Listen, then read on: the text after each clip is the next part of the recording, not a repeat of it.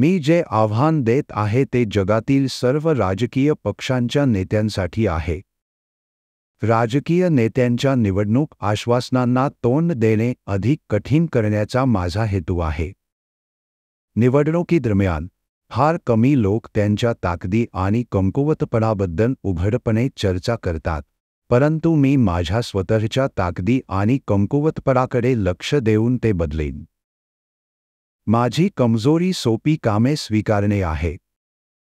उलट माझी ताकद कठीण आव्हानांना तोंड देणे आहे. जरी कोणतेही राजकीय नेते मला शत्रू म्हणून पाहत असले तरी मी त्यांना मित्र म्हणून पाहणे निवडेन. मी कोणत्याही राजकीय नेत्याचा इतिहास अभ्यासलेला नाही. मी एका साध्या कुटुंबातून आलो आहे. कोणतीही राजकीय कौटुंबिक पार्श्वभूमी नाही किंवा मी श्रीमंत कुटुंबात जन्मलो नाही. माझी मातृभूमी भारत आहे आणि माझा जन्म तामिळनाडूमध्ये झाला आहे. मी सध्या चेन्नईमध्ये राहतो. जेव्हा मी चेन्नईच्या मुलांच्या उच्च माध्यमिक शाळेत 9वीत होतो, तेव्हा मला शैक्षणिक आव्हानांचा सामना करावा लागला आणि शेवटी मी शाळा सोडली.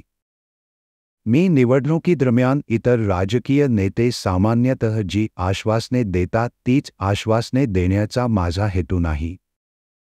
त्याऐवजी माझे ध्येय जागतिक स्तरावर माझ्या पक्षाचा प्रचार करणे आहे. मी अथक परिश्रम करणाऱ्या सर्व राजकीय नेत्यांच्या आरोग्यासाठी प्रार्थना करतो. माझे क्षेत्र संघर्षाचे नाही तर अर्थपूर्ण चर्चेचे आहे.